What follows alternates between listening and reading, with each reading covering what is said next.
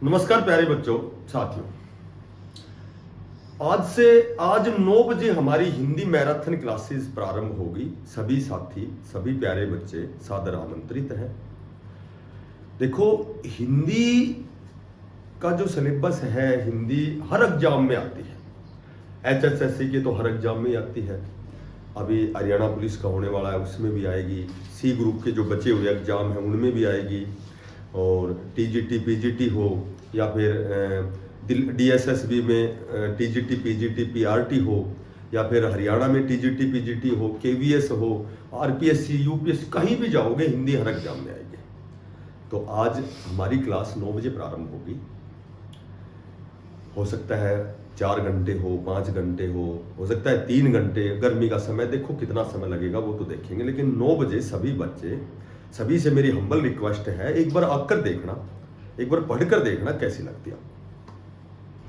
आज जो हमारी अपडेट है, छोटी सी अपडेट देंगे कि अभी जो रिजर्व फैसला आएगा, कल एक वीडियो में बताया था मैंने कि रिजर्व जो फैसला है वो लगभग 25 मई के बाद 1 जून के बीच में आना तय कह सकते हो या पॉसिबिलिटी है।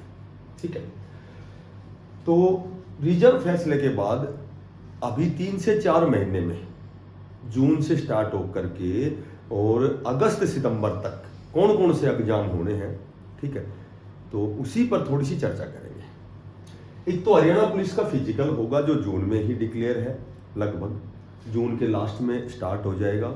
और जो एग्जाम है, जो टेस्ट है, उसका एग्जाम जो है वो जुलाई लास्ट या अगस्त फर्स्ट में संभवतः वो आपका एग्जाम हो जाएगा। उसके बाद जून में ही आपके सी ग्रुप के बचे हुए एग्जाम होंगे। जो भी ग्रुप सी के बचे हुए एग्जाम हैं वो लगभग आपके जून में होने। उसके बाद हम बात करें न्यू सीटी एग्जाम की, तो जून में लगभग जुलाई में आपके फॉर्म निकलेंगे और उसके बाद अगस्त तक आपका एग्जाम होगा। क्योंकि आगे जो भी एचएसएससी की भर्तियां होनी है, जो भी टेक्निकल है, जो नॉन टेक्निकल की जितनी भी प्रकार की भर्तियां हैं, जो 40,000 पद हैं, 45,000 है, 65,000 है, 38,000 है, तो वो बिल्कुल निश्चितता तो उसमें नहीं है, लेकिन है, मतलब पद है 40,000 के लगभग हैं। तो वो आपके एग्जाम सारे सीईटी बेस्ड, कुछ एक विदाउट सीईटी होंगे और कुछ एक सीईटी। जितने भी नॉन टेक्निकल के हैं, एमपीएचडब्ल्यू है या फिर फायर ऑपरेटर है या जितने भी एलएम वाले हैं, एसए वाले हैं, वो सारे एग्जाम विदाउट सीईटी की सोच रहे हैं, अभी बातें चल रही हैं। और जितने भी नॉन टेक्निकल के हैं, कंडक्टर, ड्राइवर हैं, टीजीटी पीजीटी हैं, तो इस तरह के सारे जो भी एग्जाम है, क्लर्क है, पटवारी है, ग्राम सचिव, सभी में हिंदी आती है। ठीक है, तो ये सारे जो एग्जाम है वो विद सीईटी, यानी सीईटी उसमें क्वालिफाई होना अनिवार्य है। सीईटी में बदलाव होना तय है, 100% होगा, 15 गुना होगा या क्वालिफाई होगा, ये भी सच्चाई है। उसके बाद डीएसएसबी का, जेल वार्डन का, डीएसएसबी के कई एग्जाम हैं जो 10 जून से 30 जून तक चलेंगे। उसमें जेल वार्डर है और भी छोटे छोटे बहुत से पद हैं। उसके बाद अभी डेट प्रस्तावित आने वाली है, पीआरटी, टीजीटी, पीजीटी, इनमें सभी में हिंदी आती है और ये एग्जाम आपके जुलाई अगस्त में होने हैं। उसके बाद आपका होना है दिल्ली पुलिस का। दिल्ली पुलिस की बहुत बड़ी भर्ती आएगी अभी, ठीक है, लगभग अगस्त सितंबर में 8-9 हज़ार पद आएंगे, बहुत बड़ी भर्ती आएगी। तो दिल्ली पुलिस भी आपको तैयारी करनी है। जो भी जिसका सपना है दिल्ली पुलिस में, उसके लिए भी ये दिल्ली पुलिस बहुत बढ़िया वैकेंसीज है। उसके बाद हरियाणा में टीजीटी पीजीटी भी होंगे, ठीक है, इसके भी बहुत जल्दी फॉर्म आएंगे, इसके एग्जाम होंगे। पहले जो टीजीटी हुआ है उसका एग्जाम आपको बहुत जल्दी जून में देखने को मिलेगा। उसके बाद एसएससी जीडी की बहुत बड़ी भर्ती आ रही है, ठीक है। उसके बाद एक भर्ती और बड़ी आ रही है रेलवे में, डी ग्रुप की। डी ग्रुप और भी बाकी जो भी टेक्निकल नॉन टेक्निकल है, एलएम है, असिस्टेंट स्टेशन मास्टर है, लोको पायलट है, तो इस तरह की बहुत सी भर्तियां आपको अभी हाल ही में 3 से 4 महीने में देखने को मिलेगी।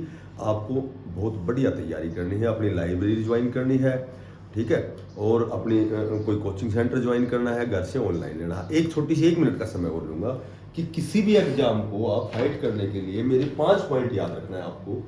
एक तो सबसे जो पहला पॉइंट है कि आपको कमजोर विषय, जो भी आपका विषय, क्योंकि सभी का कोई न कोई विषय कमजोर होता है, तो जो भी कमजोर विषय है उसको स्ट्रॉन्ग बनाओ। कमजोर विषय जो भी है उस पर ध्यान ज्यादा दो, ठीक है, क्योंकि एक होता है तैयारी करना और एक होता है कमियों पर काम करना। तो कमजोर विषय पर ध्यान दोगे तो वो आपकी कमियों पर काम होगा। दूसरी बात है कि कोई चीज नियमित करनी है, कंटिन्यू करनी है आपको। जो भी स्टडी करनी है तो आपको नियमित तैयारी करनी है। दूसरा पॉइंट आपको ये ध्यान रखना है।